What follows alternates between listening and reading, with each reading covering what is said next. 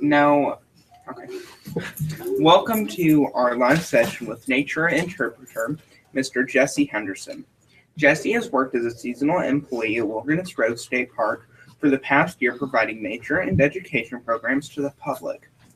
He served as an AmeriCorps volunteer at the Wilderness Road in 2014, assisting with public programming. Jesse also serves as a volunteer at Cumberland Gap National Historical Park, mainly assisting with the trail upkeep and maintenance. Mr. Jesse Henderson. Thank you. How are you guys doing today? We're doing good. Good. Well, like I said, my name's Jesse Henderson. I'm the naturalist down at Wilderness Road. And my main job down there is to provide nature interpretation and environmental education for the visitors to the park. So I know some of you may have been to the park. I think one young man said he was at the park before. I know a lot of people watching have probably been to our park. Some of you may have even come to the Nature Center or been to one of my programs. So I'm excited to come here and do this.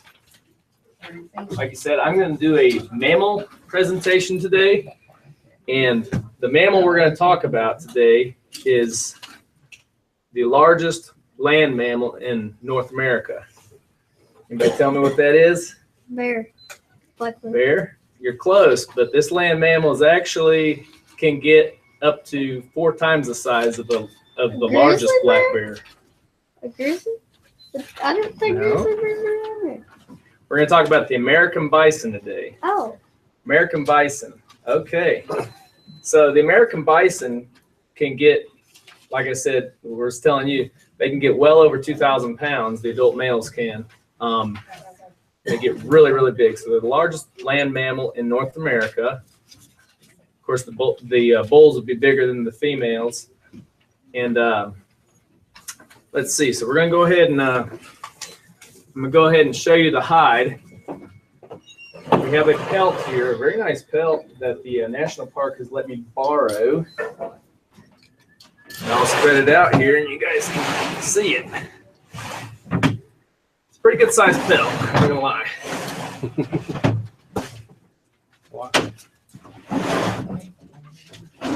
Okay, now this is obviously the winter coat of an American bison. During the summertime, they'll lose about 2/3 of this coat, and it will just be a very, very thin layer of hair. All this wool you see here, this is their winter coat. That's what how they stay warm. Bison are nearly impervious to cold weather. They've been known to survive in temperatures down to 40 below out west. You know, there's a lot of bison at Yellowstone and some other parks out west that they're exposed to extremely cold temperature. And the key to survival in that cold weather is this really thick wool. You guys can come up and feel it if you want to. Here, come on. Check it out. That's what I'm here for. It literally feels like almost like wool, but it's really thick. And thank you so much. So some of you guys might know we have bison at our park, and we have 5 bison at the park. 4 of them are females, and 1 of them's a male. 3 of them are owned by the park, and 2 of them are owned by a private owner. And so last year we actually built a bison viewing platform, so you guys can come out and view the bison fairly close up. And you can see our bison at our park. Where's that at? The viewing platform? I didn't see that. Now, the viewing platform, if you go down the bike trail to the left, down the bike trail, it's going to be about 250 yards probably. You'll go down and just around the curve, and then it's right on the left. Okay, so you'll be back behind where you can see them in the front when you come in? Right, exactly. Okay. You'll be on the back side of that. Now, this is what an American bison looks like. I'll put that up there. That's the male. And this is the rest of the family. Put that right. We'll put them right there. So So that's what we're talking about right there. Here's my notes. All right. This is a bison track. This is what their tracks look like. I'll go around and show it to you. This is a bison track. There you go. So it's real similar to a cow's track, but not quite exactly the same. And this is a bison's horn. Is that like the real size it would be? This is not an actual bison horn, but it's a replica. It's an exact replica. I'm saying, is it like the exact size? Of Yes, the real yes, it is the exact size. You guys can pass that around if you'd like to. It's that's how big their horns are. Some of them get a little bit bigger than that. So I'm not as big, but that's about the average horn size. Like I said, that's an exact replica of a bison horn. So you don't want to get hit by that. You want to take that out?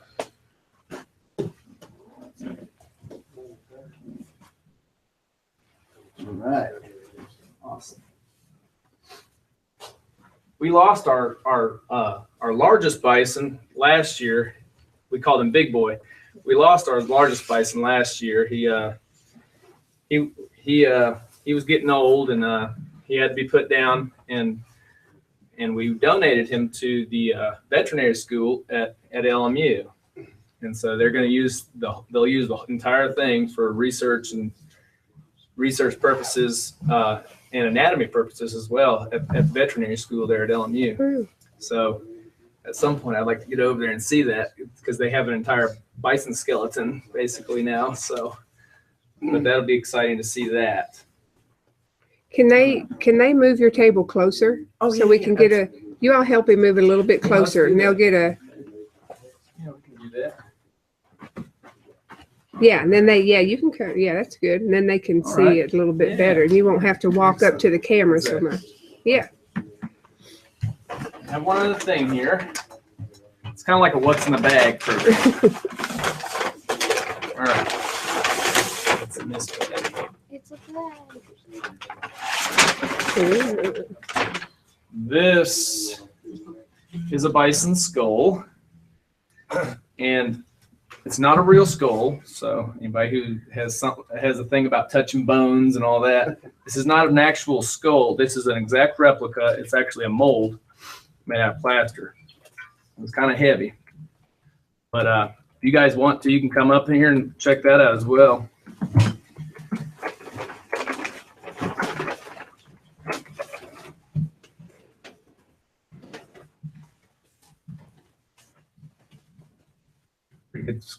Pretty good sized skull, huh? Mm-hmm.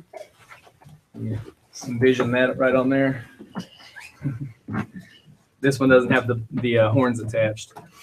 Bison are in the bovid family, so they have what we call true horns. They grow horns, and they keep their horns their entire life. And both the females and the male grow horns. So if you're just looking out in the pasture and you see a bison out there, you can't. And you see one with horns, can't automatically assume that's a male, because they both grow horns. Kind of like cattle, because some females grow. Exactly. Yeah. The bovid are actually, the bison and the cattle are both in the same are both in the bovid family. So they're two distinct species, but they're both in the bovid family. Yeah. So now, if you look at the skull. What do you guys notice most about the skull? The teeth, okay. You see those are molars. These are big old molars. You don't see any canines, right? Bison are herbivores. Yeah, you got it. And if anybody's been in one of my programs, we talk about herbivores and omnivores and carnivores a lot. And we always talk about how you can tell what type of animal it is by looking at the teeth. Well, if you look at his teeth, they're just all molars, so all they eat is grass. Classic herbivore. Also, what you'll notice is huge nasal cavity here. Bison have very, very keen sense of smell. They don't have that great eyesight, but they have a really keen sense of smell. So you see that huge nasal cavity there. But what you can't see is where the ears would be. They also have a really keen sense of hearing as well. One question they just asked is, what's the difference between bison and buffalo? There's not a difference. Now, let me clarify this. Buffalo is actually a misnomer. The correct term is bison, but if I get caught saying buffalo, do not take offense to that, because the term buffalo has actually been around longer than the term bison has. Buffalo is what the white man started calling them when they first saw them. They came over in the 1600s. The first time the white man ever laid eyes on the American bison, they called it a buffalo, because that's all it looked a lot like the African Cape buffalo and the Asian buffaloes.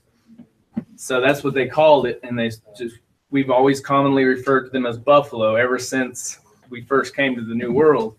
So the term bison was later coined as the official scientific term. So actually, if you call it a buffalo, we're not going to take offense to it, because that's what they're commonly known as. But the correct term is bison. So I might say buffalo, or I might say bison, but they're one and the same thing. Actually, the only true true buffalo are the ones that are over in Africa and Asia. So I hope that answers your question. Okay, so we're going to talk about the natural specifics of the American bison. These bison are born. They have 1 to 2 offspring a year, usually 1, but sometimes 2. It's a little more rare. When they're born, they're 40 to 50 pounds. So y'all think about that. When the babies are born, they're actually already 40 to 50 pounds. They're up and walking in a couple of hours. Horns and hooves, their horns they're starting to develop in the first couple of months after they're born. By the time they're 6 months old, you can already see the horns, and they're being weaned from their mom around 6 months, and at that time they're about between 350 and 450 pounds. So you're talking about an animal that gains pounds of weight every day that's alive from birth. So that's pretty crazy to think about, the 6-month-old animal being 350 to 450 pounds. They have 32 teeth, just like humans, just different type of teeth, like we talked about. They have a high hump, obviously, on the shoulders, and they have this shaggy hair that grows across the front half of the body. And like I said, this one in this little model here, you can see more. This is more of a summertime coat here. You can see how it looks pretty bare on the back end. That's how they look in the summertime.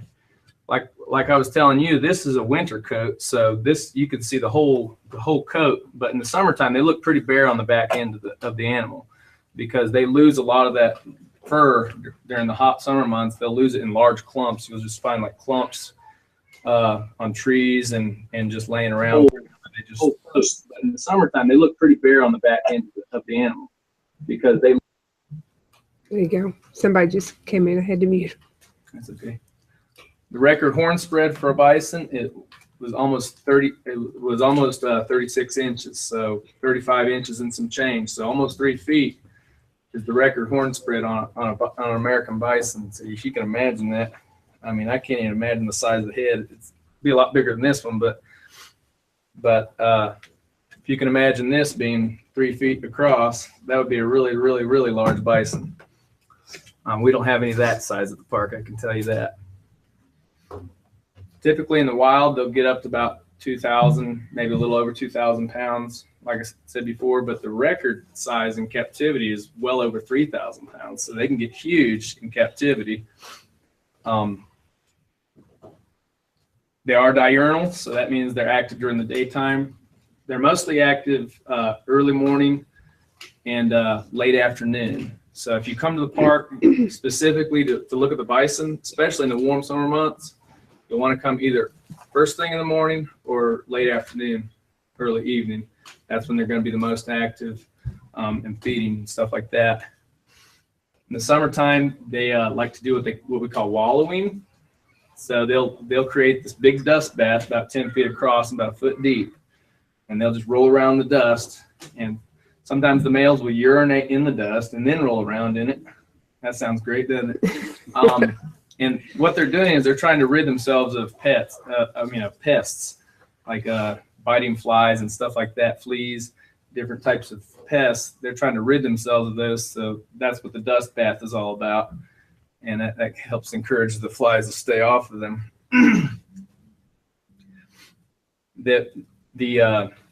At 2 to 3 years of age is when they become old enough to breed, and then that's when the males will start going into rut, and they'll start to fight each other for mating rights. As you can see, they do have horns, but the American bison, if you look at his head, the forehead is way further out in front than the horns are. So what they do is they don't actually lock horns when they do their thing, Headbutt. They headbutt, exactly.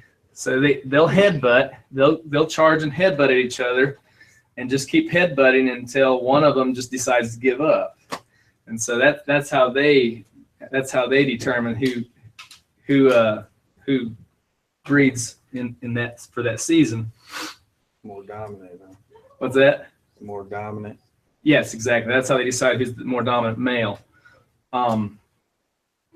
But their heads are really hard. Their foreheads are tremendously hard. They don't really, it doesn't really hurt them at all. They can run up to 40 miles per hour, so they're a lot more nimble than most people think. So definitely could not outrun an American bison. And actually, they've been known to jump as high as 6 feet vertically. So it's a real challenge to keep them fenced in. The ones at our park are pretty tame, but to contain a wild bison would be quite a feat. What's that? It's possible that they could jump over the fence, ain't it?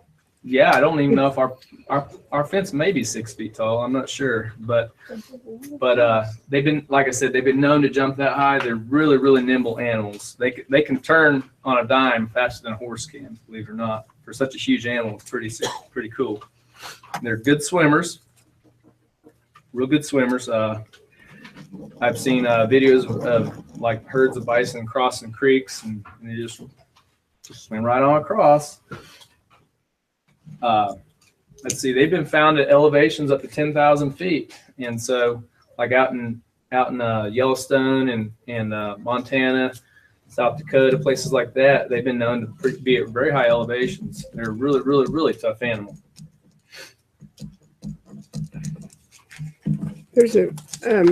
We've got about 8 minutes. There's a couple schools that said they have questions. You want to take a question from a Absolutely. student? I'd be glad to take a question. Okay, so Jonesville, I'm going to switch to you.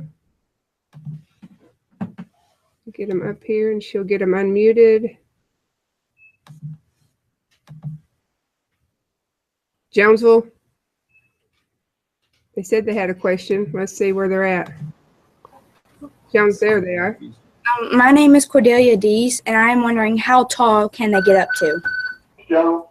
Bison can get up to the shoulder. So if you look at this little one I have here, you can imagine this being about 6 feet right here at the shoulder. That's how tall. So the hump on your largest male bison would actually be taller than the average man. So they get pretty big. Okay, they had one more before I switch. Elk Knob's got some questions. Let me get them back up here. Told them we've got like 5 minutes. Are you unmuted, Miss Jones? There you go. All right. I was wondering what's the difference between a bison and a cow? A bison and a cow. So bison are they're both of the bovid family, but bison are in the bison side of the gene pool, and the cattle are in a totally different they're a totally different species. However, that being said, since they're both in the bovid family, they can be crossbred with less than desirable results. The first generation of females would be the only fertile generations. What I understand.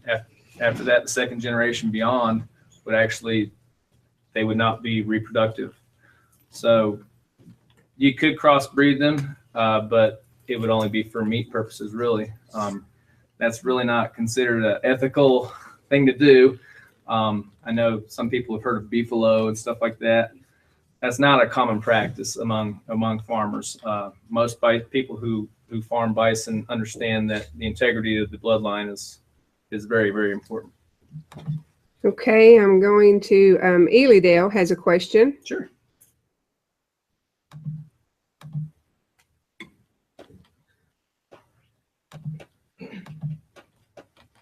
Can you unmute your mic up there?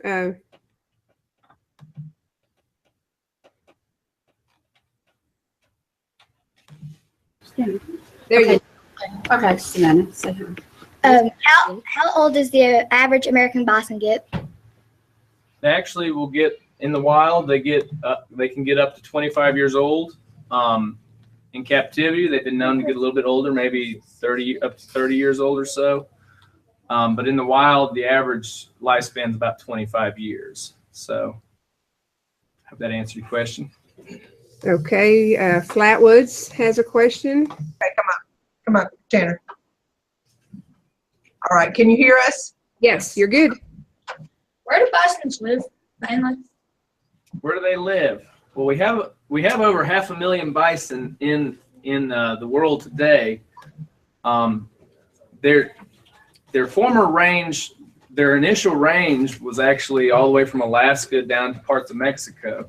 So the majority of North America used to be inhabited with bison. Actually, Virginia we used to have bison roaming in Virginia as well. They think that Virginia had more bison living in it than any other Atlantic state. But as the settlers moved in, we eventually pushed the bison off of their habitat and further west, and then eventually through overhunting and sport hunting and things of that nature, dwindled the bison population almost to nothing. By 1900, there was only 300-something bison left, and they had to undergo a really rigorous conservation effort to bring them back. So now today there's about 500,000. Most of those are on private land. About 30,000 are on public land, and only about half of those are what's considered wild bison, meaning they're not inside of fences. They're not restrained in any way. Okay, we've got time for one more. This is Elk Knob. We'll have to make our sessions longer next year, aren't we? All right, go ahead, Elk Knob. Do they play with each other? They fight with each other. Do they? What did you say? Can you say it again? Do they play with each other? Play They with play with each other. Yeah, they do. Well, the babies exhibit playful attitude with other young bison and also with the mothers. So they'll frolic with each other, similar to other types of animals. I'm not to what extent I'm not sure, but they do somewhat. Okay, we might have time for one more question. Somebody raise your hand if you've us. Okay, Rose Hill. Let me get back to Rose.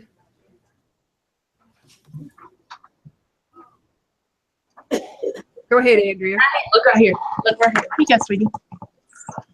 How many colors can them get? How many colors? Yes.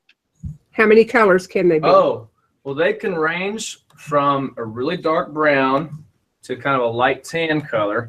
You see this one's a little lighter. This one is a good representation of what we call the plains bison. A little bit lighter in color, not quite as large of a hump. This is more like the one what we would call the wood bison.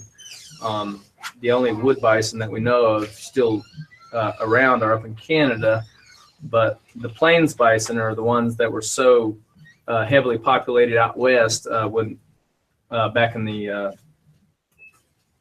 past 2-3 centuries. So yeah, the wood bison are a lot darker in color, and then the plain bison would be a lot lighter in color. And I suspect it has a lot to do with the environment that they lived in and how they camouflage themselves in. Okay. Well, thank you so much. Great questions from all of our schools. And as we're winding down, we're glad everybody joined in, and we want to thank Wilderness Road for coming up here. Thank you. It's awesome park. We even drive down there just to come to park, and I live in Pennington, so that's Awesome. to come down there. Well, I There's hope so you guys much. come out and come and see our bison now that you know so much about them. And if you want some more resources about bison, you can find a lot of those using the internet. Just Google the American bison. You'll come up with countless things. Come out and see us at the park, and come visit me at the Nature Center this summer. And there's lots of, they can look online, and you all have a lot of events scheduled for kids, like do. bird watching and things like We that already too, right? have our nature program scheduled for April and May. So Okay. you can come out to the park or you can even get on our website Right. and check out what we got coming up as far as nature programming for April and May. Okay. That's already on the website. So Okay. All right. check that out. Thank you very much. Thank you.